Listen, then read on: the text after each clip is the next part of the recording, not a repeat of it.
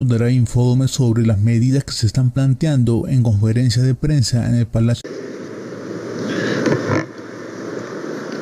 Muy buenas tardes, tengan todos ustedes.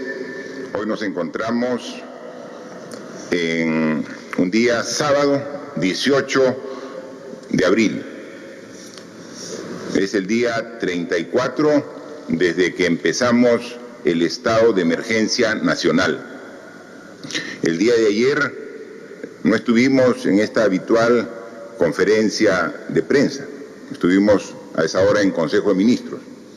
Y la idea también es, al inicio de este estado de emergencia era necesario estar día a día permanentemente informando de cada una de las acciones que hacíamos.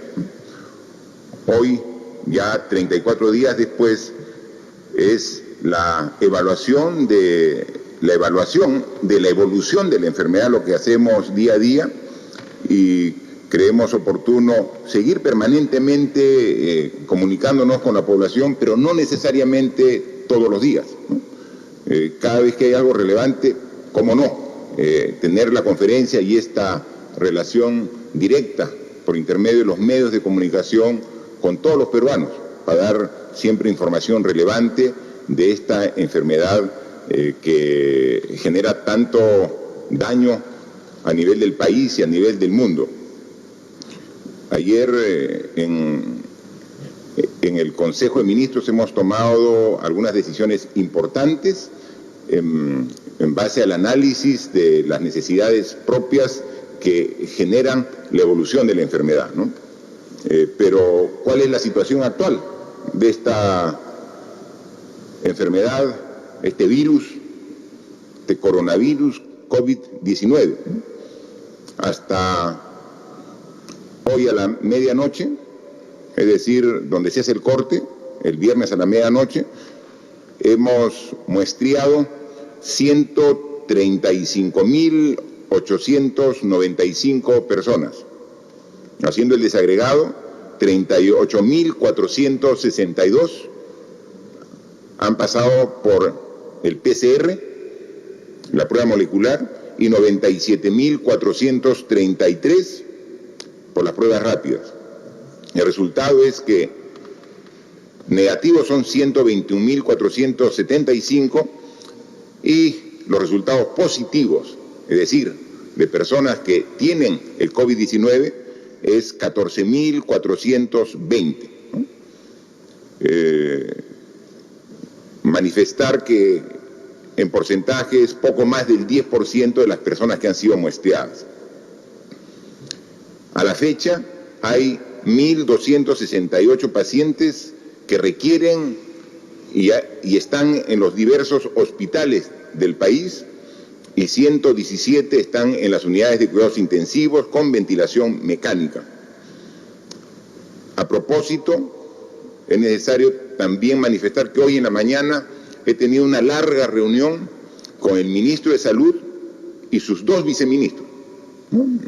El doctor Víctor Zamora, acompañado de los dos viceministros, pero también con la presidenta ejecutiva de E-Salud, ¿no? Para ver en conjunto cómo va nuestra oferta hospitalaria para este número creciente que tenemos de pacientes infectados por COVID-19.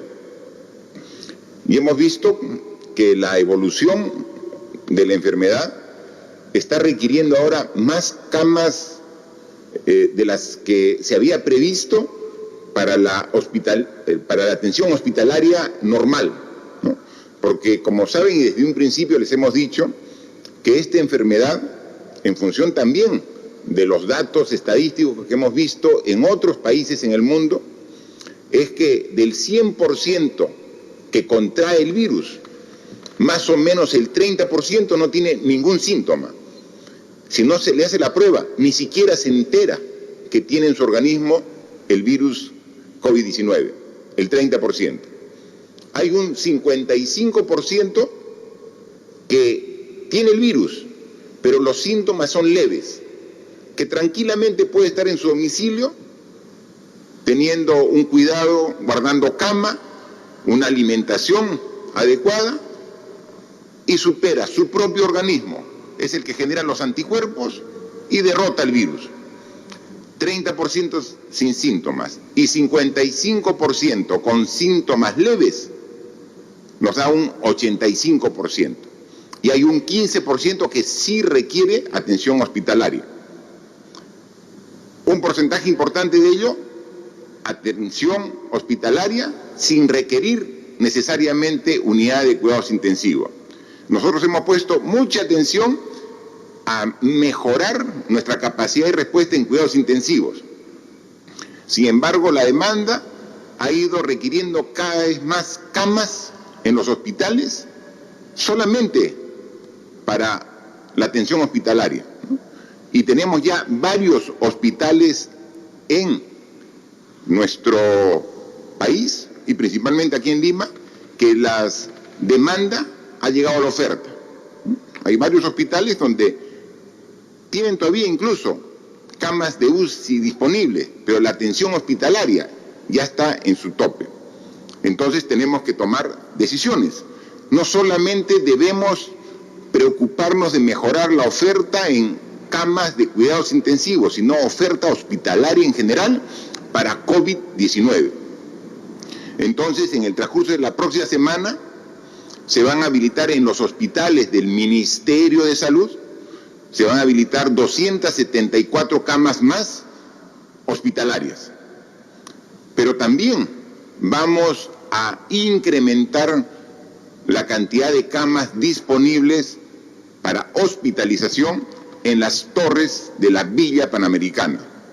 Actualmente tenemos 900 camas en las torres de la Villa Panamericana y están ocupadas alrededor de 600.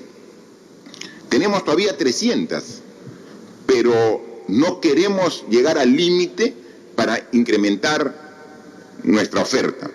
Entonces, ya se ha dispuesto para que se habiliten por lo menos 1000 camas más en las torres de Villa Panamericana, más 274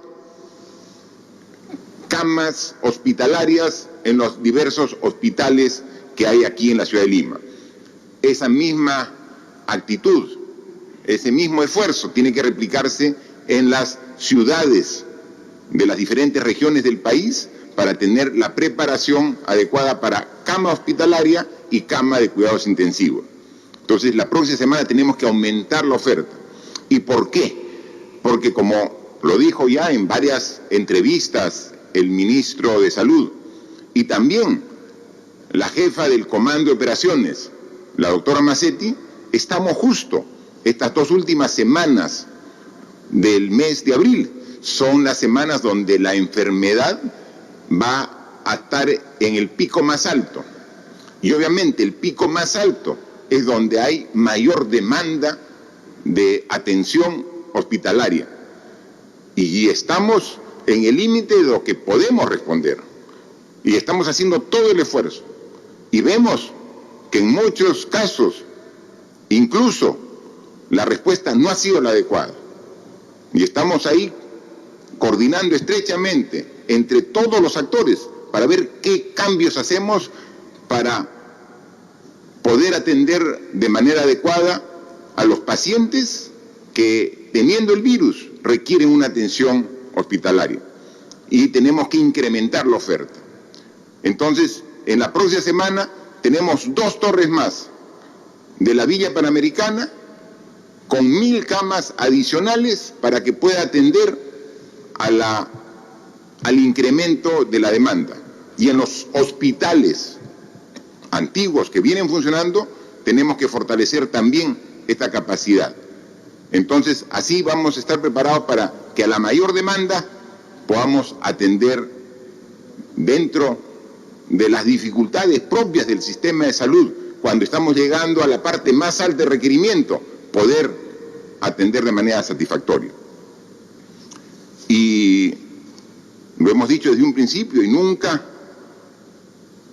hemos dado información que no se ajuste a la verdad. Nuestro sistema de salud es deficiente, no de ahora, de antes, es un sistema deficiente que tenemos que cambiarlo y corregirlo. Pero si ya era deficiente con esta epidemia tan agresiva, de alto contagio, obviamente sale a la luz estas deficiencias con mayor claridad. Y aquí no se trata de ocultar la deficiencia, es atenderla, es corregirla y es cambiar a futuro para que no vuelva a ocurrir. Y entonces ese es el esfuerzo que estamos pidiendo a todos los actores, con las limitaciones del caso. Equipos, materiales, implementos que se han ido adquiriendo en las semanas previas, gradualmente comienzan a llegar para dar gradualmente una mejor atención a todo el personal de salud que tan comprometidamente está luchando en este momento tan difícil para todos los peruanos. Para ello tenemos que aumentar infraestructura, tenemos que estar viajando al país, tenemos que coordinar con las autoridades regionales. El día de ayer el presidente del Consejo de Ministros, que me acompaña aquí al costado, ha tenido una comunicación con el Consejo Directivo de la Asamblea Nacional de Gobiernos Regionales, precisamente para coordinar todos estos detalles y muchos más que se vienen presentando.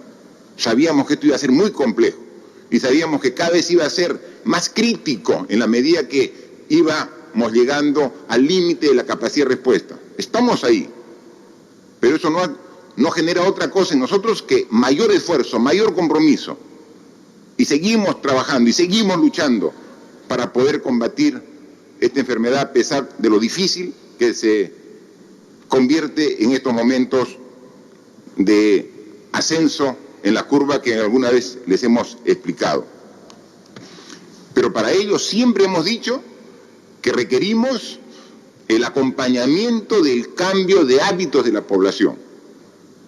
Y vemos con mucha satisfacción que se están generando cambios positivos en la población y que poco a poco esos cambios de costumbres, cambios incluso culturales, son los que nos va a permitir estar mucho más preparados para este tipo de enfermedades que seguramente a futuro pueden repetirse. Entonces, las indicaciones y recomendaciones que se ha dado, no solamente es hasta cuando termine el estado de emergencia, tienen que continuar, o sea, tenemos que aprender. Yo quería pasar un par de fotos, unas cuantas fotos para que ustedes mismos se den cuenta los casos malos y los casos buenos. Y cuando hablamos casos malos y buenos, es del mismo país. O sea, no estamos hablando, mira qué bien hacemos aquí, o qué mal y qué en otros sitios. En el mismo país hay excelentes ejemplos de cómo debemos actuar. Por ejemplo, malas prácticas, que con justa razón la misma población las observa y las califica como inaceptables. Tenemos ahí, por ejemplo, mercados donde no hay necesariamente el distanciamiento social que requiere la población para evitar el contagio. Y si pasamos a un caso mucho más grave, mire, en ese tipo de conglomeración de gente, de personas, ¿se puede evitar el contagio?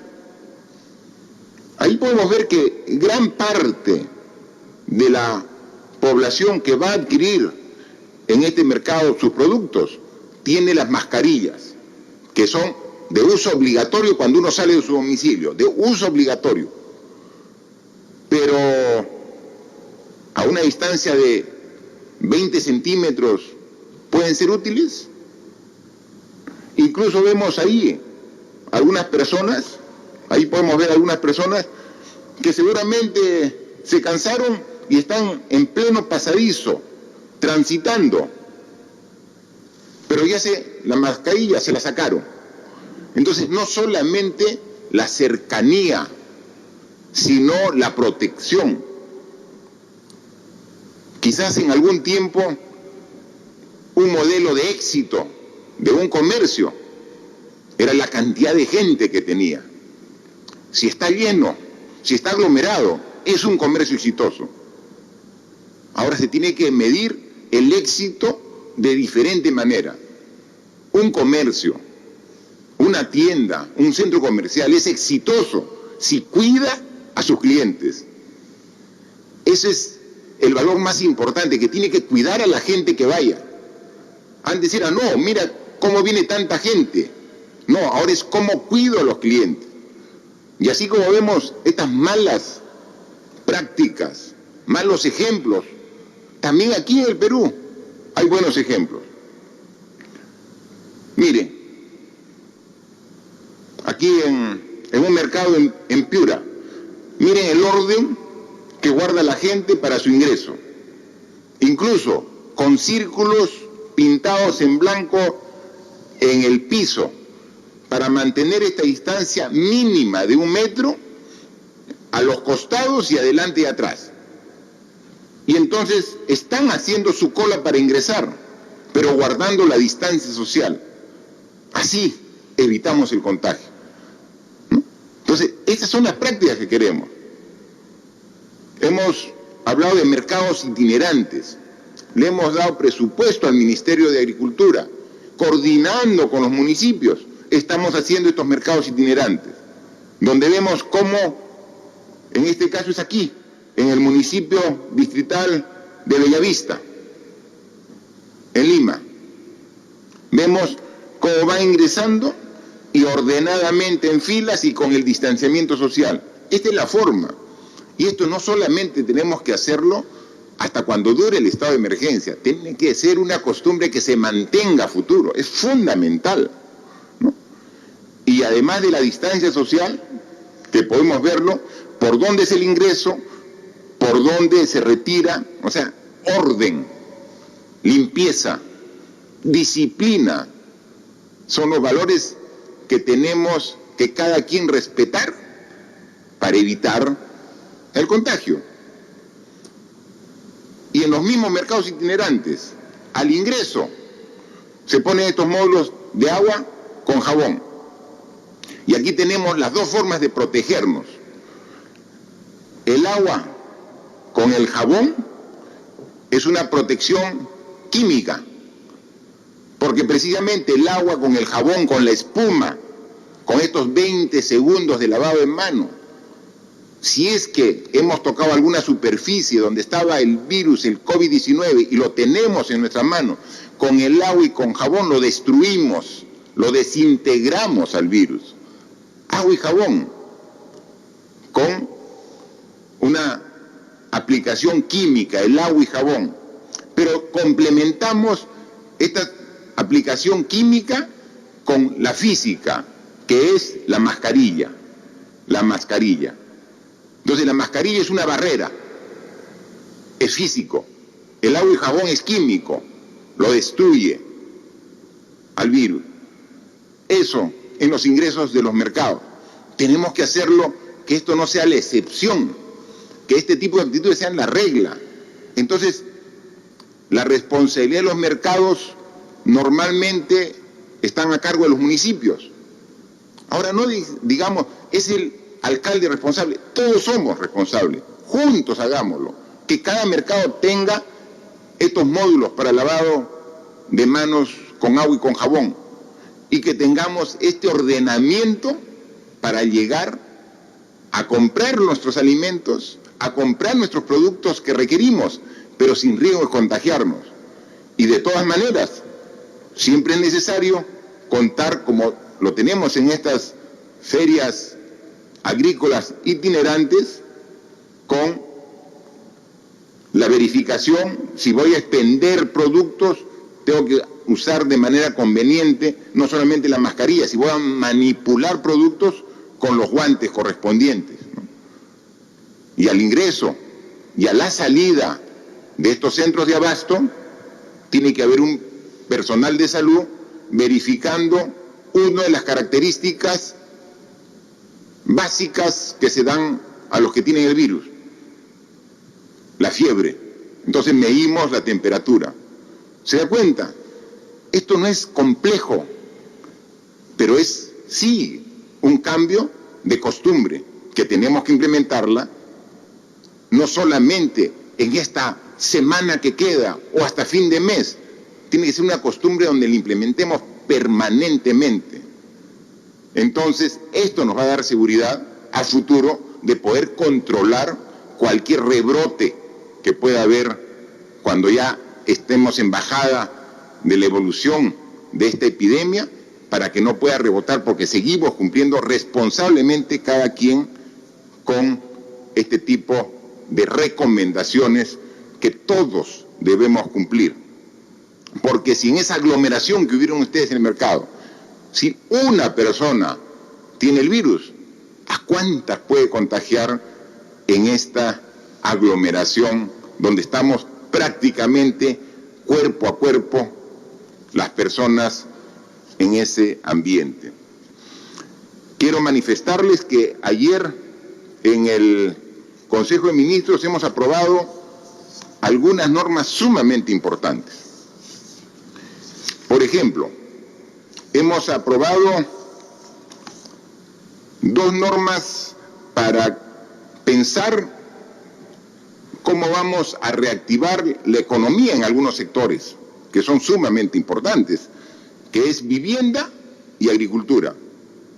Se ha emitido el decreto legislativo 1464, porque el Ministerio de Vivienda tiene un programa de construcción de viviendas. El año pasado, el año 2019, sumando todas las modalidades que tenemos en el gobierno de construcción de viviendas nuevas, hemos llegado cerca de las 90.000 viviendas que hemos construido. Y este año queríamos llegar a las 100.000, pero tenemos el problema de esta restricción de actividades de construcción, pero que gradualmente vamos a reiniciar en el corto y mediano plazo.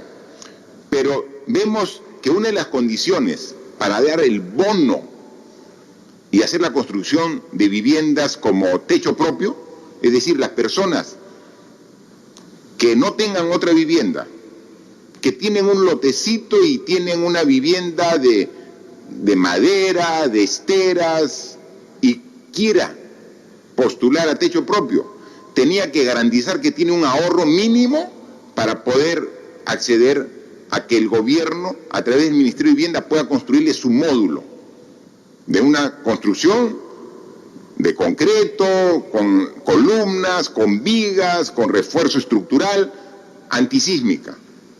Pero tenía que tener un ahorro.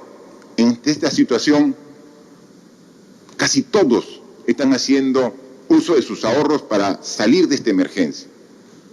En consecuencia, estamos a través de este decreto legislativo quitando el requisito de capacidad de ahorro de las empresas vulnerables para poder acceder a la construcción de una vivienda de techo propio.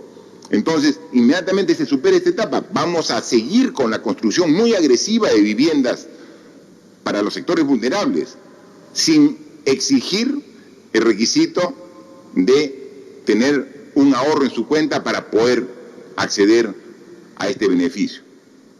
Eso es en cuanto al sector vivienda.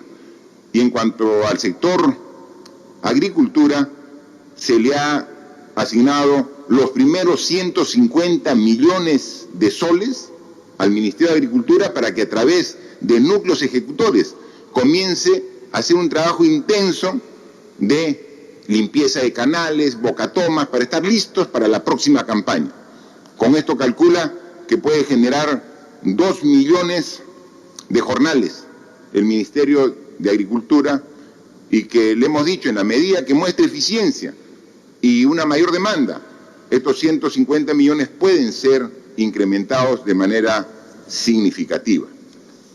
Otro tema que ayer se aprobó y que lo comentábamos era de que a través del Ministerio de Desarrollo e Inclusión Social y del Ministerio de Trabajo ya hemos nosotros aprobado y estamos ya por culminar el primer bono que dimos primero a 2.700.000 hogares en situación de pobreza y pobreza extrema, y a trabajadores independientes 800.000.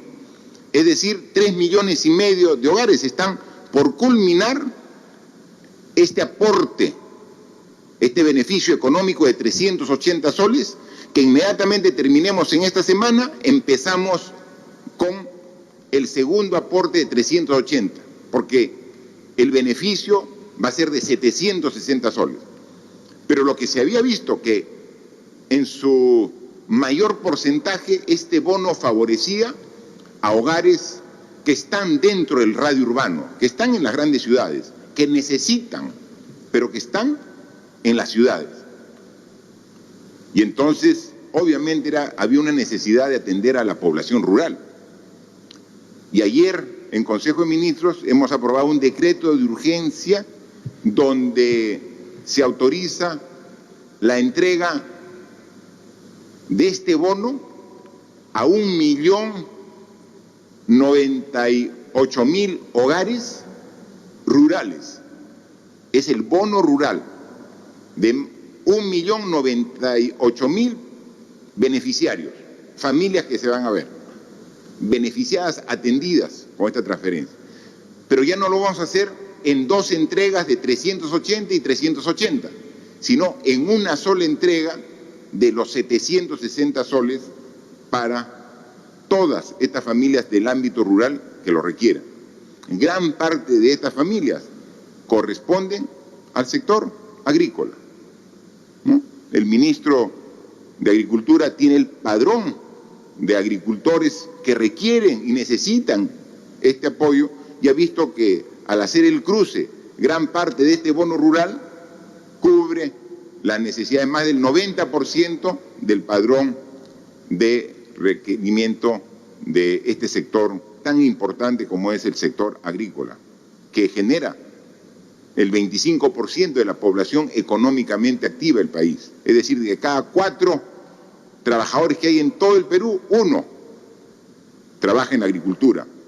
Y para esto, para ellos y para el bono rural en general, estamos destinando un presupuesto de, lo vemos por acá, de 836 millones de soles.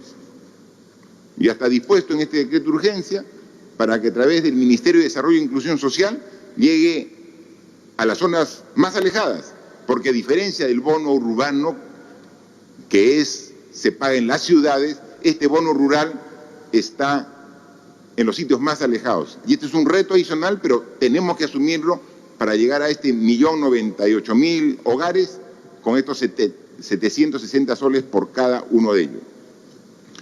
Y otro documento, otra norma importante que se aprobó ayer, es un decreto legislativo. Dentro de esta potestad que nos ha dado el Congreso de la República para emitir decretos legislativos, hemos dado uno en materia de educación rural, principalmente, consistente en un esfuerzo del gobierno para cerrar la brecha educativa entre la ciudad y el campo, entre lo urbano y lo rural.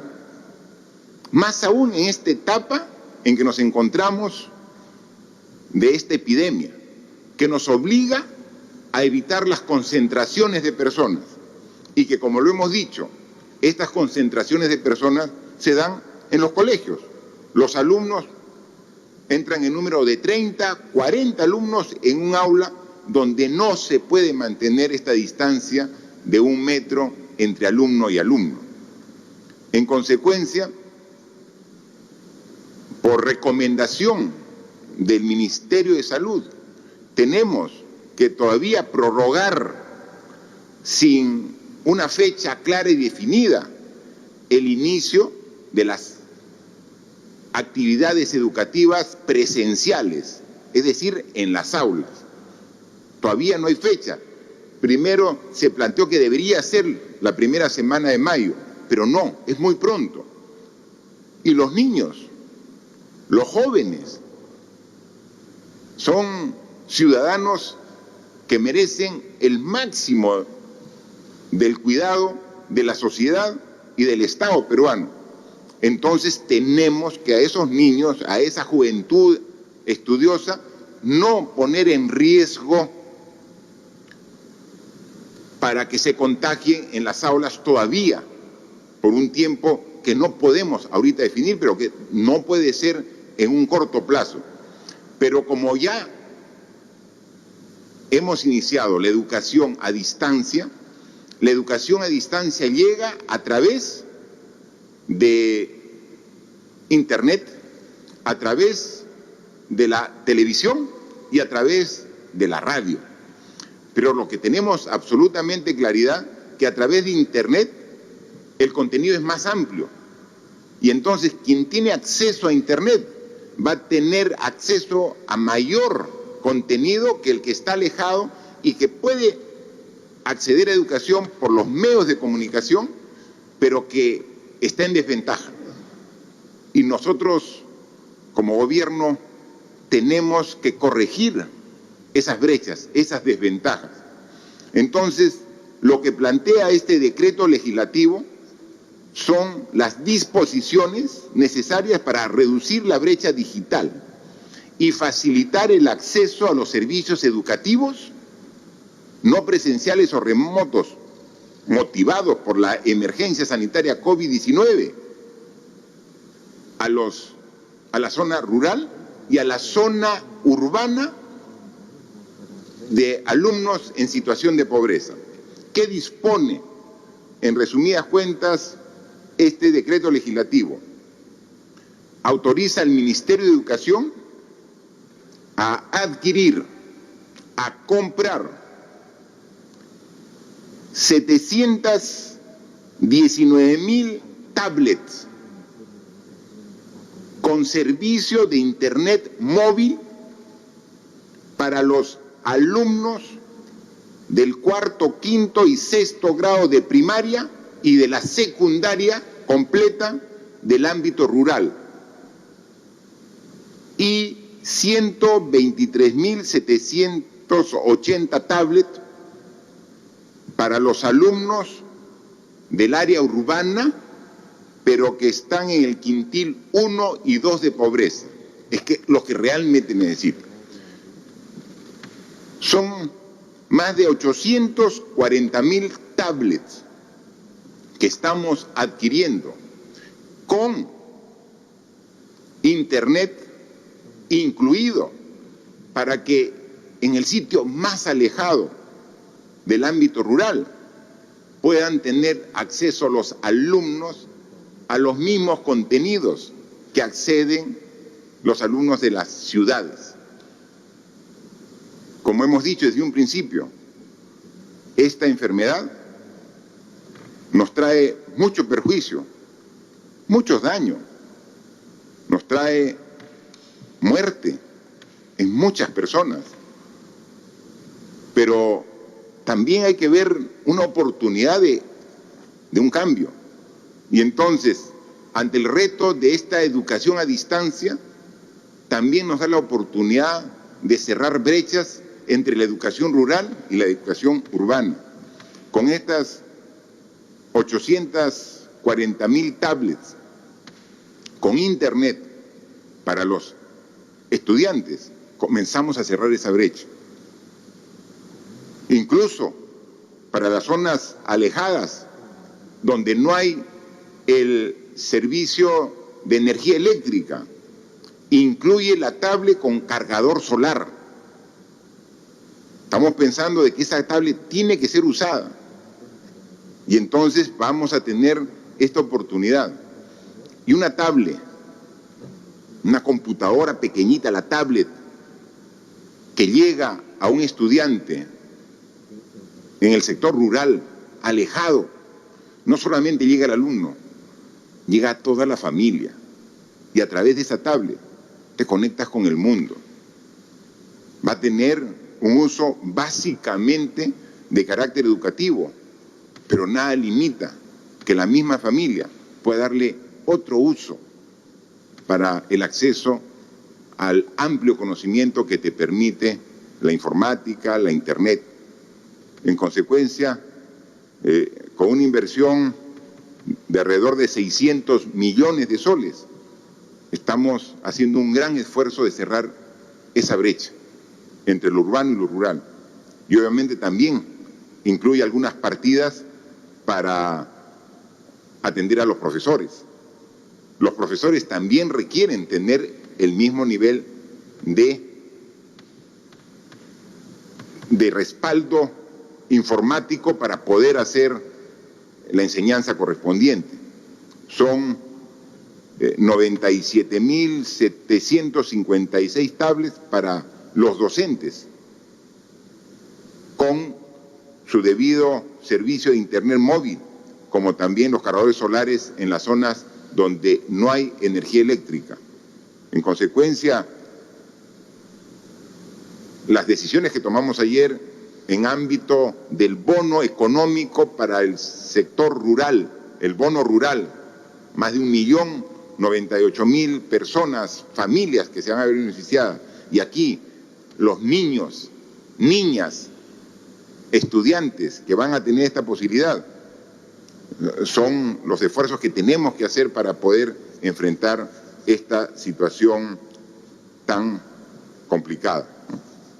Yo quisiera dejar a los medios de comunicación, si tienen, como todos los días que salimos en conferencia, las preguntas correspondientes, para aquí acompañado con el Premier, la ministra de Economía, el ministro de Educación, el ministro de Agricultura y el ministro de Salud, poder absorber cualquier interrogante. Por favor. Muchas gracias. Muchas gracias, señor presidente. Iniciamos las preguntas virtuales de los medios de comunicación con IDL Radio. Al presidente Martín Vizcarra. Así como ha anunciado una reforma integral al sistema de pensiones y parar los abusos de las AFPs y le ha pedido al Congreso que lo hagan juntos después de esta crisis, ¿se compromete de la misma forma a hacer la reforma integral del sistema de salud pública? Teniendo en cuenta que hoy las encuestas dan cuenta de que su gobierno tiene un alto nivel de aprobación, ¿servirá eso para iniciar esa reforma, al igual que la reforma política y judicial? Mire, como la interrogante sobre el sector salud, a ver el comentario del ministro de Salud, el cual yo lo complemento. Por favor.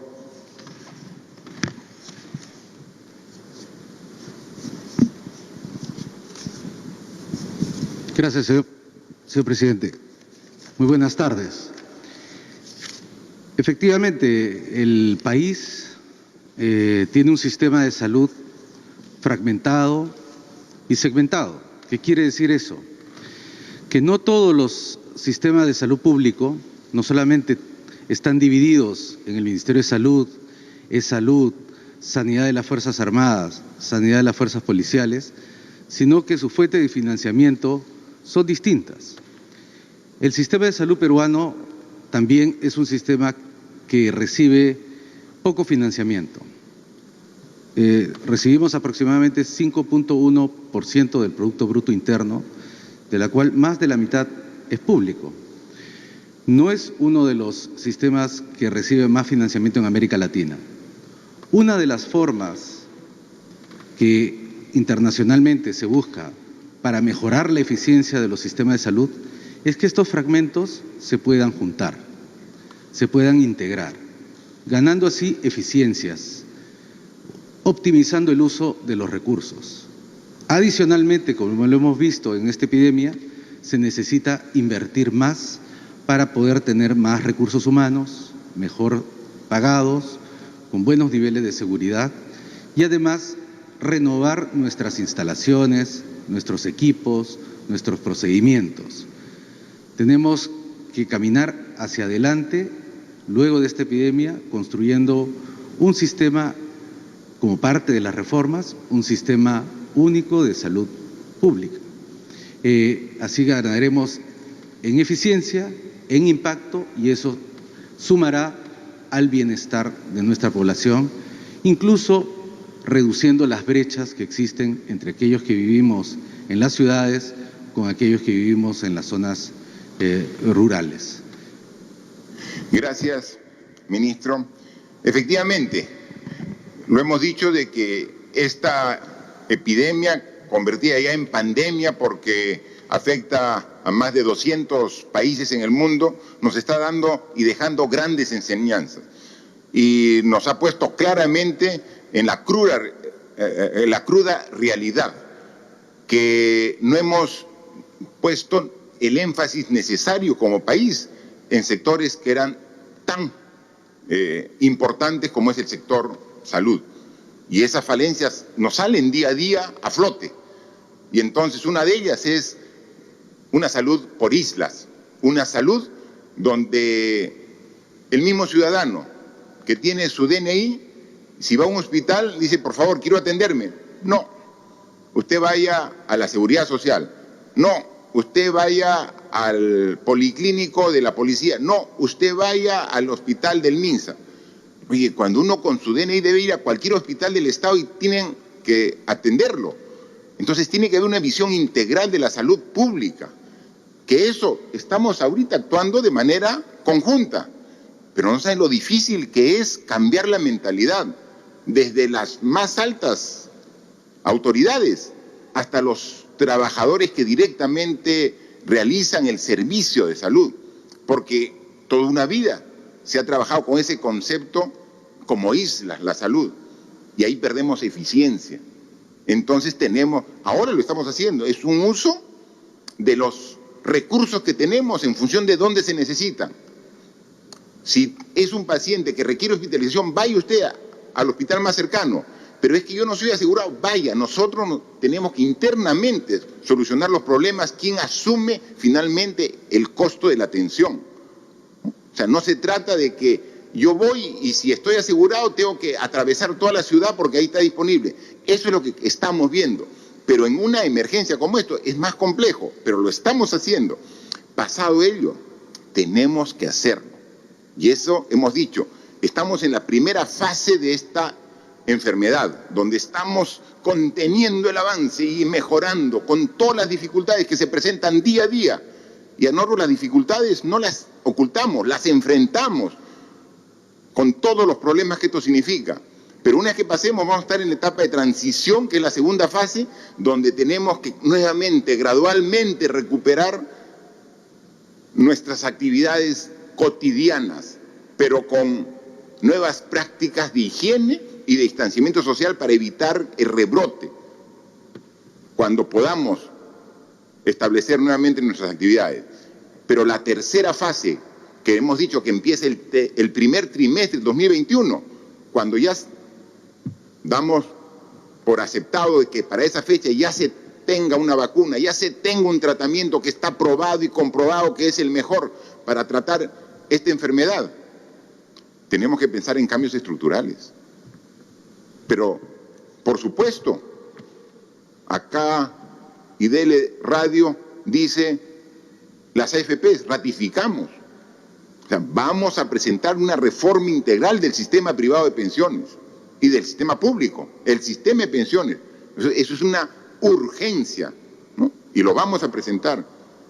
Y así como en su momento encabezamos la reforma del sistema de justicia ante las claras muestras de corrupción que había, como también hemos hecho planteamientos claros sobre el sistema de reforma política y que vemos ahora que aprovechándose de la emergencia quieren retroceder en algunos aspectos. ¿No consideramos nosotros válido que se quiera retroceder en conceptos como que los candidatos para las próximas elecciones deben ser por alternancia, por el mismo número y alternancia?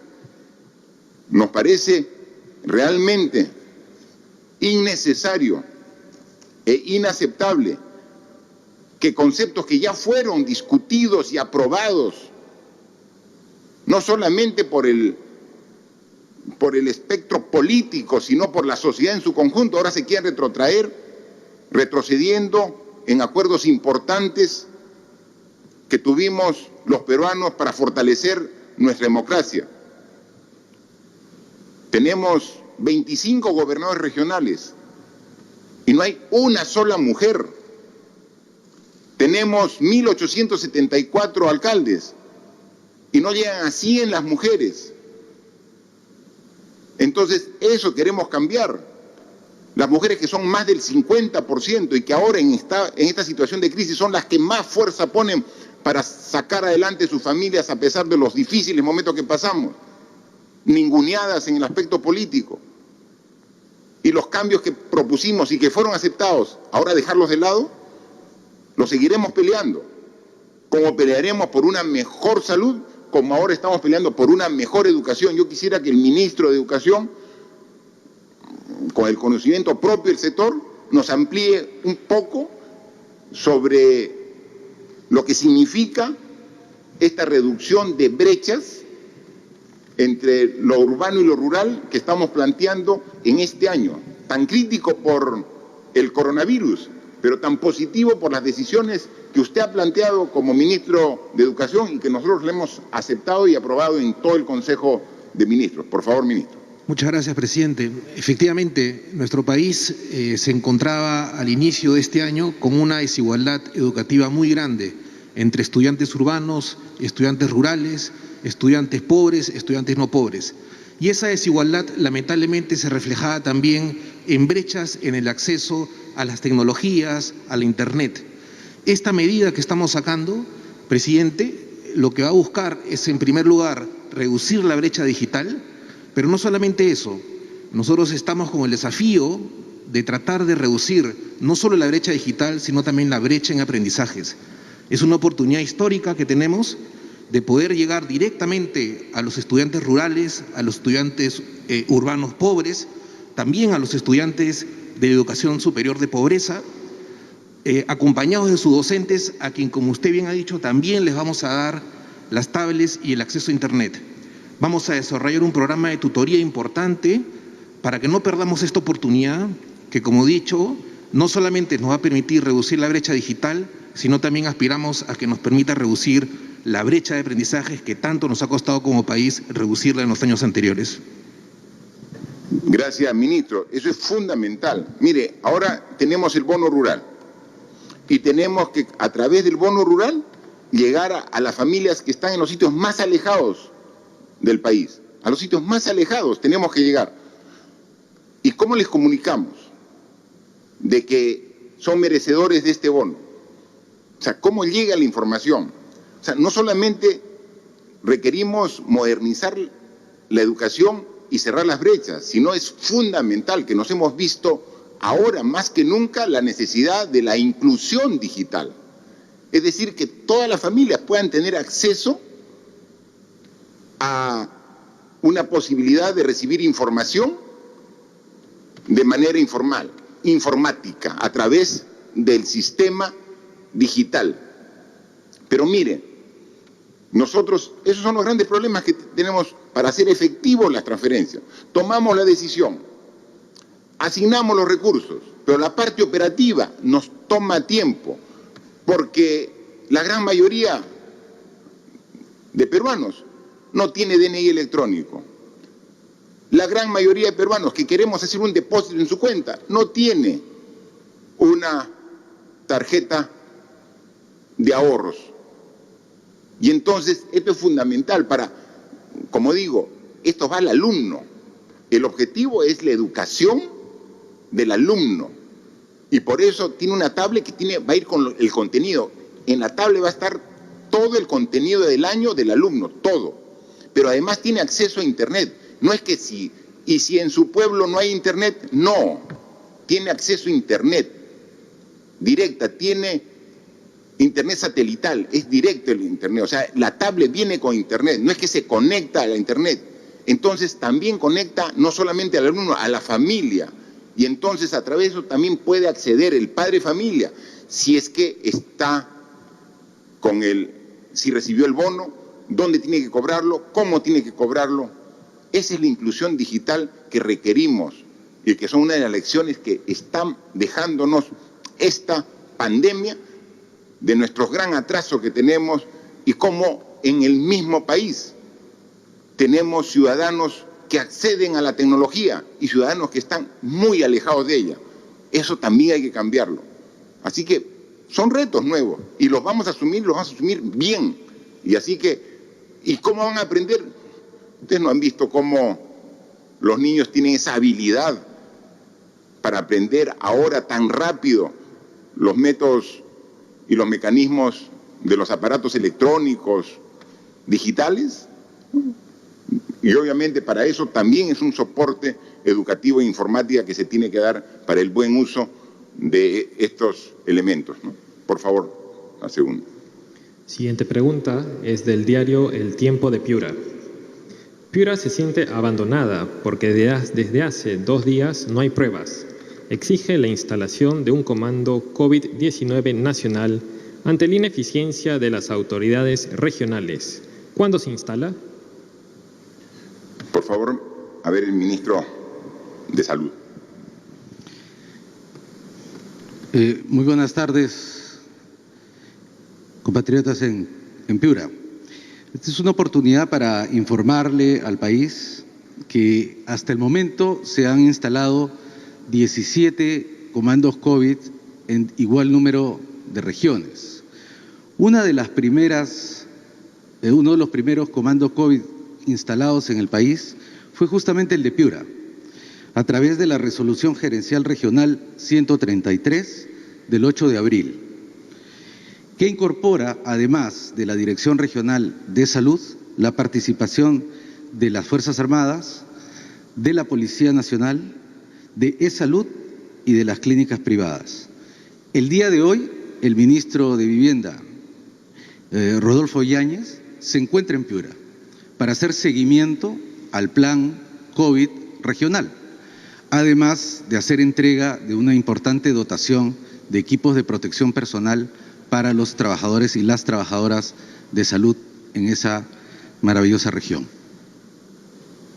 Gracias, ministro. Por favor, la siguiente pregunta. Pregunta del diario Gestión. ¿Se mantiene la fecha que indicó que el 27 de abril se levantan las restricciones a algunas actividades?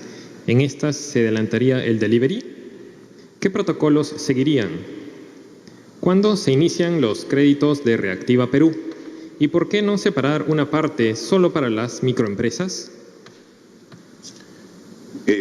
Por favor, ministra de Economía, si responde esa pregunta.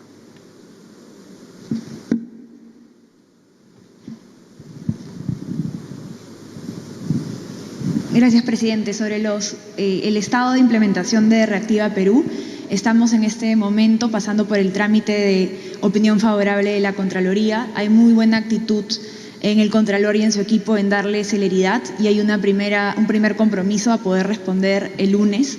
Con eso se aprobaría el decreto supremo en Consejo de Ministros para autorizar la aprobación y a partir de eso ya se podría el Banco Central hacer el mecanismo que ha planteado e idealmente hacia el jueves o viernes de la próxima semana se podría contar con este mecanismo 100% implementado. Sobre el tema del acceso al financiamiento de las MIPES, la forma como se ha diseñado Reactiva Perú, de cierta manera incentiva atender a las MIPES porque en el caso de los créditos hasta 30.000 soles, recordemos que el ticket promedio de las MIPES es más o menos 10.000 soles, tiene un 98% de garantía. Pero también quiero mencionarles que hace unas semanas implementamos el Fondo de Apoyo Empresarial, básicamente destinado a las MIPES. Al día de hoy, se introdujeron 300 millones de soles para apalancar 1.500 millones. Al día de hoy ya han sido atendidas 22.405 MIPES, con desembolsos de 188 millones de soles y hay una demanda que será atendida en los próximos días de 71.000 MIPES adicionales por una demanda de 813 millones de soles. También se ha discutido en Consejo de Ministros que la próxima semana se va a aprobar una mejora en el Fondo de Apoyo Empresarial. No solamente vamos a habilitar mayores recursos, sino también se van a mejorar las condiciones del crédito. Muchas gracias, presidente. Ministra, si podría darnos a conocer a toda la población sobre el resultado de la emisión de bonos. Es un tema que se dio en el transcurso de esta semana y exactamente qué significa y qué resultado económico tenemos para el país.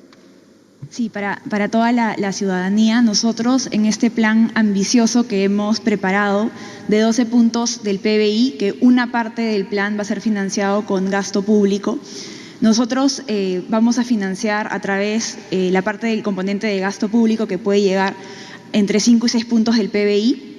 Vamos a utilizar reasignaciones presupuestales del presupuesto aprobado para este año, el uso de nuestros activos. Recuerden que el buen manejo macroeconómico que ha tenido el país ha determinado que tengamos muchos ahorros. Ahí tenemos un fondo de estabilización fiscal con más de 5.000 millones de dólares, pero también lo importante es que nuestra solvencia y nuestra fortaleza macroeconómica permite que podamos acceder a financiamiento relativamente barato. Y así fue como el jueves, evaluando siempre las condiciones del mercado de capitales, salimos a endeudarnos por 3.000 millones de dólares. Dos récords importantes que hemos batido es que se nos ha ofrecido casi 7 u 8 veces lo que hemos pedido, ¿no? Yo puse como ejemplo, es como si saliéramos a pedir que nos presten 100 soles y somos tan creíbles y tan confiables que nos ofrecen 800 soles ante el pedido de 100 soles. Y el otro récord que hemos batido como país es que hemos alcanzado las tasas más bajas de interés. ¿Esto qué significa? El crédito que estamos pidiendo tiene un costo muy por debajo de lo que la República de Perú ha pagado en los últimos años. Esto no solamente refleja la confianza de los inversionistas en el Perú, en su fortaleza macroeconómica, pero también una confianza en la estrategia sanitaria y el plan económico que estamos implementando para salir adelante. Muchas gracias, ministra. Definitivamente, el hecho de que en una situación de crisis salgamos como país a emitir bonos, cuando incluso algunos analistas decían que era un poco riesgoso, y salgamos y el resultado haya sido tan ventajoso para el Perú que hayamos generado tanta demanda. Se ofrecían 3.000 millones de dólares en bonos y ofrecieron, o sea, se interesaron por 25.000 millones de dólares. O sea, fue una muy grande demanda y a intereses muy beneficiosos para el país. En consecuencia, esto complementa con las medidas que vamos tomando porque, por un lado, asumimos compromisos tan importantes en temas de salud, en temas de educación, que significan un monto del Estado peruano, ¿no? Pero por otro lado estamos asegurando los recursos necesarios de diferentes fuentes para que de manera responsable podamos afrontar a todo lo que nos estamos comprometiendo. Entonces vemos que se va encontrando ese equilibrio que era sumamente necesario para poder tener seguridad de la implementación de las medidas en esta primera fase, como también va a haber medidas importantes en la segunda fase para lograr que el país tenga la salida de esta enfermedad y que luego el próximo año podamos nuevamente retomar la senda del progreso y desarrollo que todos confiamos va a ser así. Siguiente pregunta de Caretas. ¿Cuáles son las fases de reactivación económica una vez que se termine la cuarentena y qué decretos de urgencia están pensando para ayudar a la población más vulnerable? Sobre las pruebas rápidas. Esta semana falleció el congresista Glider Ushñagua de Pucallpa, quien salió negativo en esta primera prueba, pero después con la prueba molecular dio positivo. ¿Funciona o no las pruebas rápidas? Señor presidente, información de hoy advierte que la unidad de cuidados intensivos del Hospital 2 de Mayo ha colapsado. Por otro lado, el Hospital de Ate ya no recibe pacientes. En hospitales de provincia ya ni siquiera tienen implementos para que el personal médico se proteja. ¿Cómo se está atendiendo esa emergencia? Por lo amplia de la pregunta de Caretas, voy a pedir que responda a la primera parte de temas económicos la ministra de Economía y Finanzas nuevamente y luego complemente el ministro de Salud. Ministro, por favor. Gracias, presidente. Efectivamente, nuestro plan ambicioso tiene una etapa de contención y una etapa de reactivación económica. Nosotros ya hemos dado algunos pasos con miras a la reactivación económica. Los dos, tanto el decreto legislativo de saneamiento como el decreto de urgencia de agricultura, es una muestra de que ya estamos pensando en esa etapa. También durante esta etapa vamos a contar con instrumentos tributarios y con instrumentos de gasto público. Sobre temas tributarios, por ejemplo, el día de ayer se aprobó también en Consejo de Ministros la ampliación del régimen especial de recuperación anticipada del IGB hasta el 31 de diciembre del 2023. Este tipo de medidas que van a ser aprobadas en el marco de las facultades buscan incentivar la actividad empresarial y también generar liquidez a las empresas. Otro componente del plan de reactivación, estamos planificando un plan de gasto público importante en temas de compras públicas, en temas de programas de mantenimiento. De hecho, ya se ha aprobado estos núcleos ejecutores para agricultura y también una propuesta muy ambiciosa para mejorar, darle mucha celeridad a la inversión pública. Estas son medidas, algunas transversales, pero también estamos preparando un paquete específico para los sectores que se están viendo más afectados, como el sector turismo. El objetivo de la etapa de la reactivación económica es regresar al crecimiento potencial que necesitamos para dar el salto al desarrollo. Gracias, ministra. Por favor, ministro de Salud, en la parte que le corresponde la pregunta. Permítame, en primer lugar, hacerle llegar las condolencias a la familia del excongresista que lamentablemente falleció en nuestro servicio de salud. Inmediatamente conocido el hecho, di las indicaciones para que el jefe de su salud, que es la Superintendencia de Servicios de Salud, acuda a Ucayali junto con un equipo de profesionales para investigar las condiciones en las que se dio el tratamiento, tanto antes, durante como después. Espero recibir el día de hoy un informe preliminar y, por supuesto, el informe final que dé cuentas exactamente de lo que pasó con el excongresista. En segundo lugar, como ya lo ha explicado el señor presidente, en materia de uso de los servicios, nosotros estamos en estas 2 semanas viviendo la última o la más alta etapa de la epidemia y, por lo tanto, estamos con un incremento notable de casos que llegan a nuestros servicios, tanto los servicios de hospitalización como los servicios de internamiento para condiciones graves. Esto ponen en alta tensión todos los servicios del país, especialmente de las zonas más afectadas, y estamos adecuando todos los hospitales para poder acomodar adecuadamente a los pacientes que así lo requieran.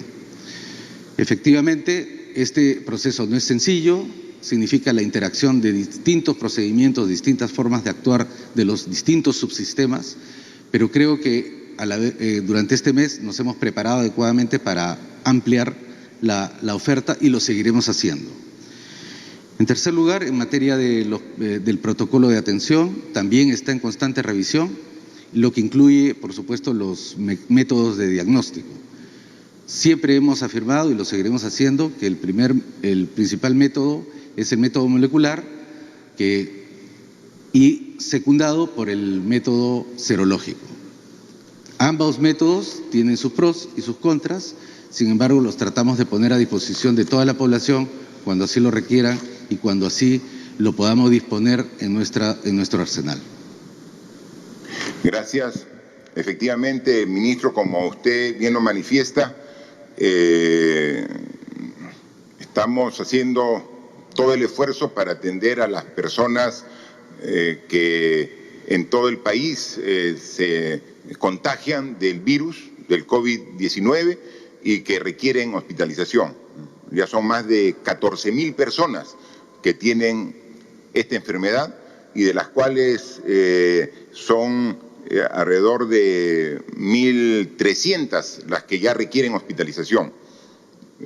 Tenemos un sistema de salud que sabemos que tiene una serie de eficiencias y que prácticamente en un mes 1.300 personas vayan a requerir hospitalización, obviamente genera este tipo de problemas que los reconocemos y que seguramente estas deficiencias generan un malestar, un rechazo, no solamente en las personas directamente perjudicadas por estas deficiencias, sino en la colectividad en general, ¿no? Y no es que nosotros desconozcamos ello, muy por el contrario. Hoy, como les informé al inicio, hemos tenido una reunión específica con las autoridades responsables de todo el sistema de salud para ver qué adicionalmente tenemos que hacer para tener una mayor y mejor respuesta. Entonces, ¿hay problemas? Por supuesto que hay problemas. Cuando de un momento a otro tenemos más de 1.300 pacientes nuevos, todos que requieren hospitalización, algunos no necesariamente, pero que requieren un control clínico, telefónico, hasta su domicilio, y muchos de ellos hemos tenido hasta cerca de 200 o más requiriendo las unidades de cuidados intensivos. Todo eso en un mes. O sea, es una demanda que apareció de frente en un mes y que coge a un sistema de salud con una serie de deficiencias. ¿Qué medidas tomamos nosotros? Primero, tratar de bajar esa demanda. Si no hubiéramos tomado las medidas que todos los peruanos de manera solidaria estamos asumiendo y respetando de este estado de emergencia, no serían 1.400 pacientes hospitalizados, sino serían más de 10.000, y no serían un requerimiento de 200 UCIs, ahorita tendríamos más de 800 demandas de UCI. O sea, las medidas que hemos tomado han hecho que baje eso a menos del 25%. ¿No? Eso por un lado, y ese es el esfuerzo de todos. O sea, son las medidas que damos como gobierno, pero es el esfuerzo de todos de que baje estos requerimientos al contener el contagio de la enfermedad a alrededor del 25-30%. Pero adicionalmente, a poner a disposición del sistema nuevas unidades de camas en los servicios de salud. Hace 2 meses hubiéramos pensado que las torres de la Villa Panamericana iba a ser un hospital. No, pues tomamos la decisión, dijimos ahí, y hay 900 camas, y en una semana van a haber 1.000 más, y vamos a llegar a las 3.000 camas. O sea, esas son las respuestas. Los propios hospitales estamos mejorando su distribución para tener más unidades de cuidados intensivos. O sea, a pesar de las deficiencias que reconocemos del sistema, estamos haciendo el esfuerzo para responder. En algunos casos, ocurren casos como el del ex congresista Usnahua, al que lamentamos profundamente, el de él y de muchos pacientes que por no tener la capacidad en ese momento y también en unos temas de falta de una adecuada coordinación del sistema de salud, no permiten la atención oportuna como queremos de todos los pacientes que requieren atención hospitalaria. Ese malestar que genera este tipo de casos también lo compartimos. A nosotros también nos molesta cuando vemos esos casos. Y en este caso es porque era una persona obviamente conocida porque ha sido excongresista. Pero también nos molesta cuando no podemos atender en el momento y en la oportunidad de vida a personas que no necesariamente son conocidas, pero que generan el mismo dolor en su familia, en sus seres queridos. O sea, el esfuerzo por eso es día a día. Por eso día a día vemos qué más podemos hacer. Y no escatimamos esfuerzo. Y ahora estamos transfiriendo más presupuesto para que se habiliten más torres de los Panamericanos, para que las personas que se contagien tengan dónde ir, tengan una cama que los pueda atender en un hospital, tengan el servicio de enfermeras, de médicos, todo el personal.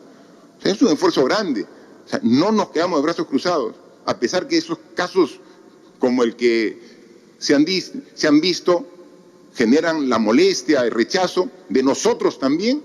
Tenemos que seguir trabajando para corregirlo, y ese es el reto. Aquí tenemos decisiones que nos dan en algunos aspectos tranquilidad, pero tenemos resultados que también a nosotros nos generan incomodidad. Lo que hay que hacer ahí es renovar el compromiso, sacar más esfuerzo, más trabajo para corregir esa situación, y lo vamos a hacer. Y estamos en la etapa difícil de la enfermedad, porque han crecido los casos como estaba previsto y están llegando al límite donde podemos responder. ¿Y qué estamos haciendo? Aumente ese límite. Pero es difícil, sí es difícil, pero no imposible, lo podemos hacer. Y esto estamos incrementando la capacidad de respuesta mientras que sube la capacidad de la demanda. Y ahí tratando, y vamos a seguir eso hasta el final. De eso se trata. Nunca pensamos nosotros al inicio de que esto iba a ser una enfermedad simple. No, sabíamos lo complejo. Basta ver nomás cómo sistemas de salud de países desarrollados, del primer mundo, que parecía que tenían todo bajo control, miren cómo están, cómo se cuentan los afectados, las muertes por cientos, por miles.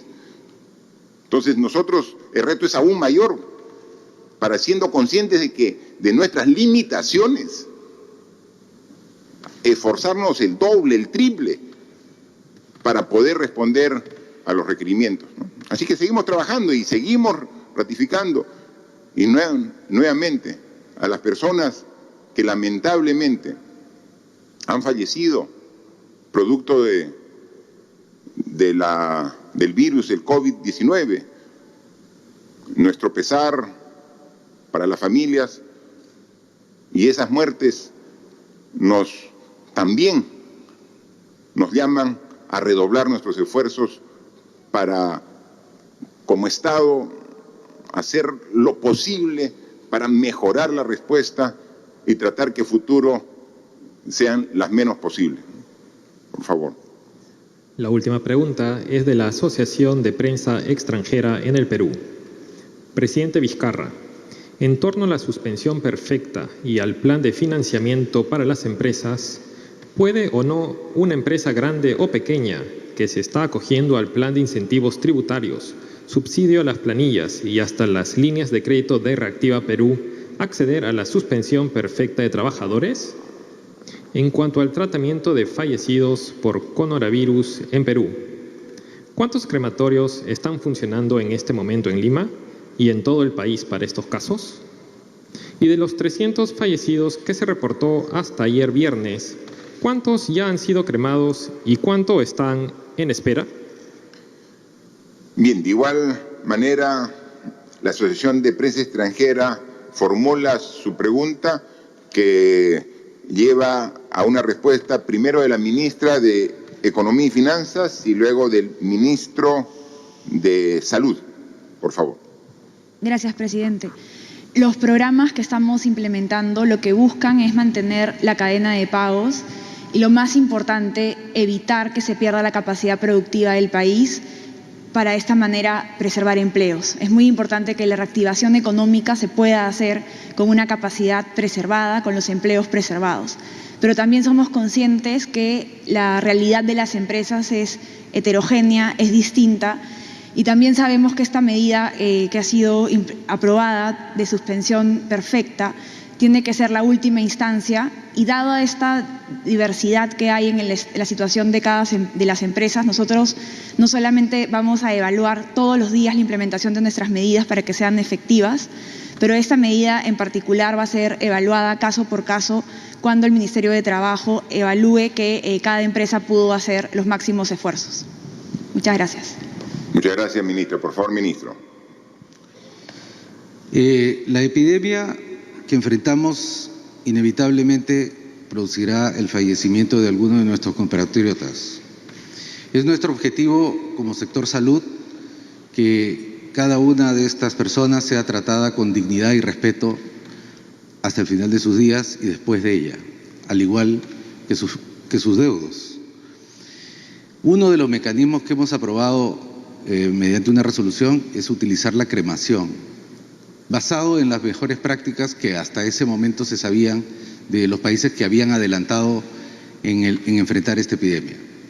Con el tiempo, el protocolo ha ido teniendo varias modificaciones y una de ellas va a ser, entre hoy y mañana, la incorporación de una recomendación de la Organización Mundial de la Salud, que la cremación no sea la opción número 1, sino sea una opción entre dos, la cremación o la inhumación.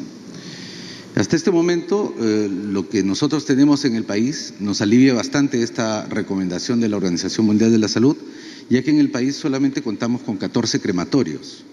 En Lima tenemos 6. Del total de fallecidos, podemos decir que por lo menos por el Seguro Integral de Salud, la cremación ha sido financiada en su totalidad para 115 de ellos y otro tanto ha sido financiado por eSalud. En este momento no existen pacientes, bueno, hasta el día de ayer, que estuvieran esperando su cremación. Lo que sí es, con la nueva norma, va a facilitar el que los fallecidos puedan ser inhumados en los cementerios locales o en los lugares que los alcaldes y las beneficencias decidan. Un punto adicional es el respeto.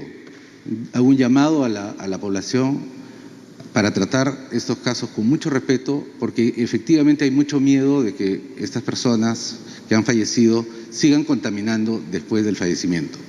La ciencia determina que este contagio a través de los fallecidos solamente se extiende eventualmente hasta 5 horas posterior a la muerte. Por lo tanto, no son contaminantes cuando ya son puestos en sus nichos. Mucho respeto para estas personas. Muchas gracias. Gracias, ministro.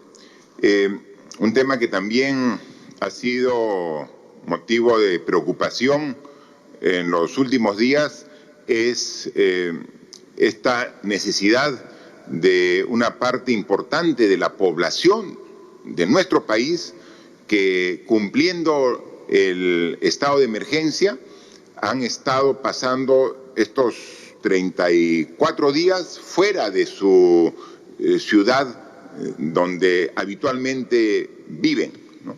Y entonces, ya pasado este tiempo, tienen necesidades de retornar a su ciudad de origen, donde ellos, estos ciudadanos, viven, trabajan o se educan, ¿no? El estado de emergencia fue declarado un día domingo, para ser aplicado a partir del día lunes, y encontró a una serie de peruanas que estaban fuera de su ciudad, y entonces, pasados estos días, tienen necesidad, tienen este requerimiento de retornar a su ciudad. Eso tenemos que hacerlo, pero tenemos que hacerlo respetando los controles sanitarios, por el bien de ellos y por el bien de todas las ciudades donde se van a trasladar. Para ello hay coordinaciones que se están haciendo y directamente están bajo responsabilidad del presidente del Consejo de Ministros, a quien yo le digo que nos pueda explicar cómo va en el avance y cuál es la gradualidad de este proceso, para que, como en todo lo que estamos planteando en este estado de emergencia, se entienda y haya colaboración de todos los que participan. Por favor, Premier. Gracias, presidente. Es legítimo el derecho de los ciudadanos de poder volver a sus regiones, pero también es legítimo defender la salud de todos los peruanos. Estos traslados internos tienen que hacerse de manera ordenada, coordinada y planificada. Y a efecto de ello, hemos venido coordinando, especialmente esta última semana, con la Junta Directiva de la Asamblea Nacional de los Gobiernos Regionales y también con los presidentes de las macroregiones. Debemos compartir 3 premisas básicas. Primero, debe facilitarse el tránsito de las personas de alta vulnerabilidad, o sea, priorizar el traslado a adultos mayores, niños, mujeres embarazadas, aquellos que vinieron ocasionalmente a un control médico. Lo segundo, no podemos enervar algo que nos ha costado mucho esfuerzo. Seguiremos siendo exigentes con las condiciones de salud. Quien tenga que retornar a su región tiene que pasar por un necesario triaje. Cuando retorne e ingrese ya a su región, nuevamente, que a pesar de estos controles de salud, tiene que entrar en una cuarentena de 14 días.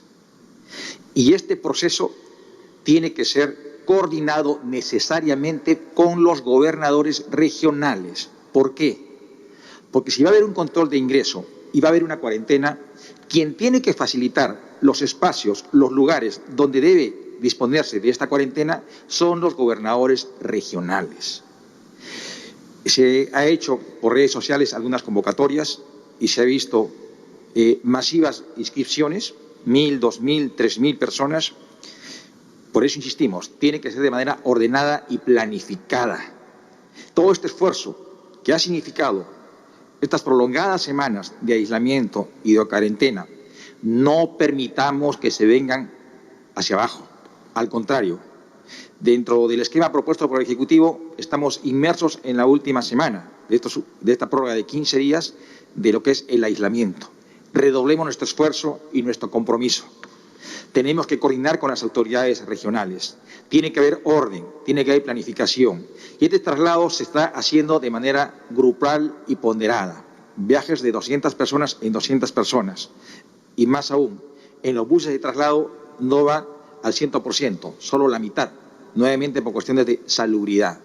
En estos últimos días ya ha habido viajes a San Martín, viajes a La Libertad, viajes a Piura. El día de hoy debe haber viajes a Arequipa de manera gradual. Los viajes que salgan entre hoy y mañana no significa que sean los únicos. Pueden seguirse ampliando, pero tiene que ser de manera prudente, responsable. Y aquí hacemos una invocación a los ciudadanos. Todos tenemos una cuota de responsabilidad. Como gobierno hacemos los mejores esfuerzos. Nuestros médicos, nuestros policías, nuestros militares, nuestros bomberos, todos suman un esfuerzo corporativo. Estamos respondiendo como país. Pero aquí también tiene que inmiscuirse en esta capacidad de respuesta, de responsabilidad y de compromiso todos los ciudadanos. Tenemos que actuar y responder a estas circunstancias de manera ordenada, coordinada. Obviamente, quizás el ímpetu de las circunstancias pudiera estarnos determinando algunas acciones de presencias masivas. Sin embargo, no perdamos la cordura. Son semanas o días bastante críticos y tenemos que responder como país. Tenemos que agradecer y felicitar a quienes han venido brindando su mejor esfuerzo. Pero este esfuerzo no se agotó, aún continúa. Y hacemos esta reiterada invocación para que estos traslados se hagan de manera coordinada, siempre apelando a su autoridad inmediata, que es el Gobierno regional, quien está en permanente articulación con el Gobierno nacional. Y más aún, no estamos dejando solo a los gobiernos regionales. Hemos dispuesto que las autoridades de INDECE, cuya jefatura la tiene el general Jorge Chávez, estén dando un permanente soporte a las autoridades regionales. Muchas gracias, Premier.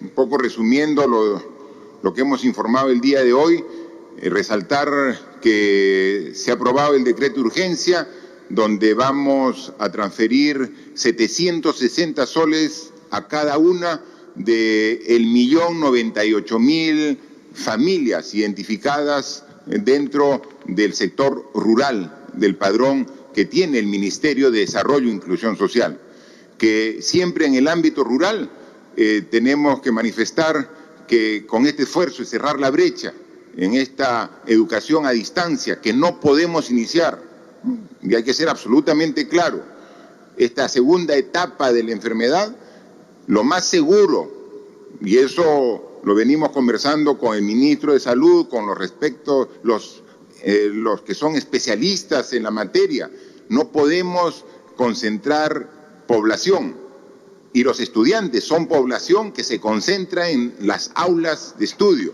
Entonces tenemos que pensar en un mediano plazo futuro para que puedan reiniciarse las clases. Entonces no tenemos fecha prevista para el inicio de clases y tal como finalmente lo recomienda el propio ministro de Educación. Dice, yo tengo que hacer mi programación como que este año va a ser clases remotas. Si en el proceso se ven que están dadas las condiciones para iniciar, se iniciará. Pero yo tengo que hacer una programación para que el año 2020 sean las clases a distancia. Ese es el planteamiento y el orden que tiene en su estructura el Ministerio de Educación. O sea, prevé que todo el año va a ser clases a distancia, precisamente para evitar la concentración de alumnos que se contagien y llevan el virus a sus casas. Entonces, para evitarlo, toda la programación, si en el análisis, en estudio, en los meses se ve de que el tema está seguro y se pueden convocar a clases presenciales, se verá en su momento. Pero el orden, la programación del Ministerio de Educación es para concluir el año 2020 con clases remotas a distancia. Y para eso, entonces ya plantea el mecanismo de ayudar con elementos y equipo informático a los alumnos rurales y a los urbanos de escasos recursos económicos. ¿Cuántos son ellos?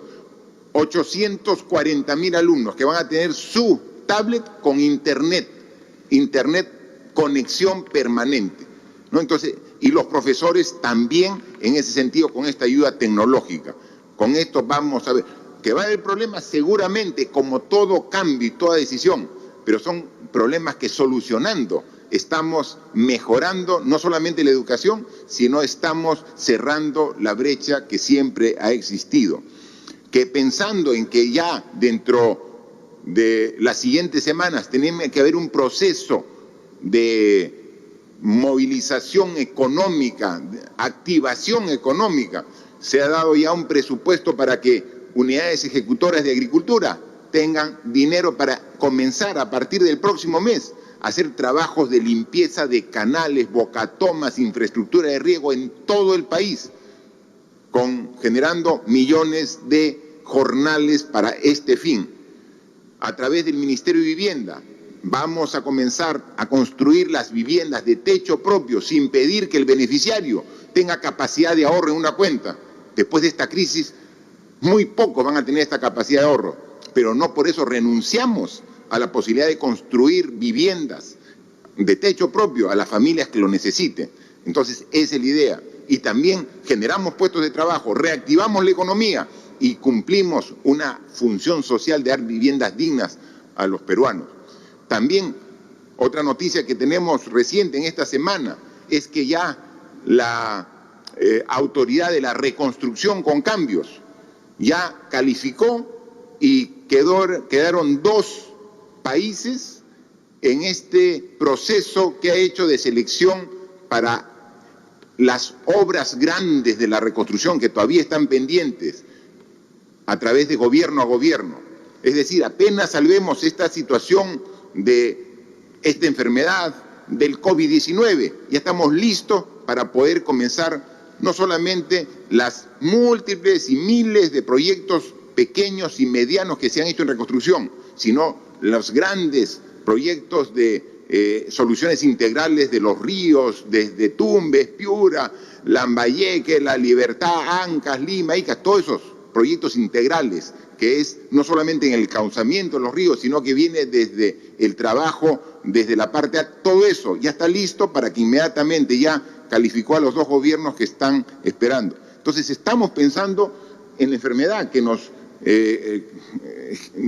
llama el 90% de nuestra atención, trabajando mañana, tarde, noche, madrugada para ver los problemas que se presentan. Pero tenemos que un poco de nuestro tiempo también estar pensando ya en el mediano plazo para ver cómo nos preparamos para la educación, para la salud, para la reactivación económica. Todo estamos viendo y sin perder de vista de que se quiera aprovechar para que avances importantes de acuerdos y consensos políticos como la paridad y alternancia quieran dejarse de lado. Entonces todo eso tenemos que ver y tenemos que ver, por ejemplo, coordinar con los alcaldes, porque ya le transferimos el presupuesto para este apoyo en canastas de víveres para primera necesidad de las familias que más necesitan.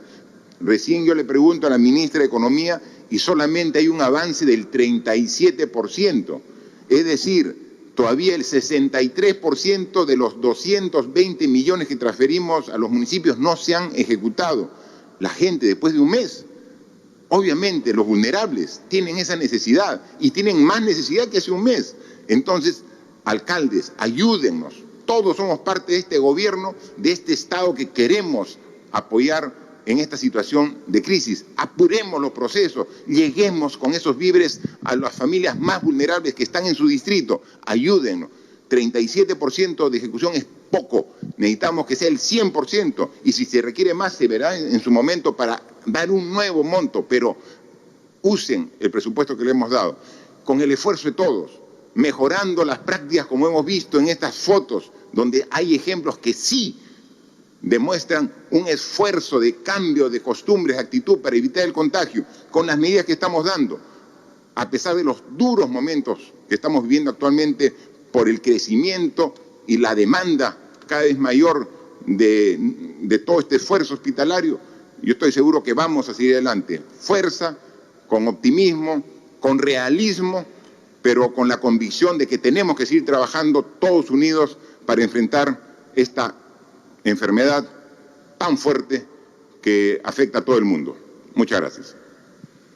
De esta manera entonces concluye la conferencia de prensa por parte ha concluido. del presidente de la República. Se agradece a los medios de comunicación nacionales y extranjeros.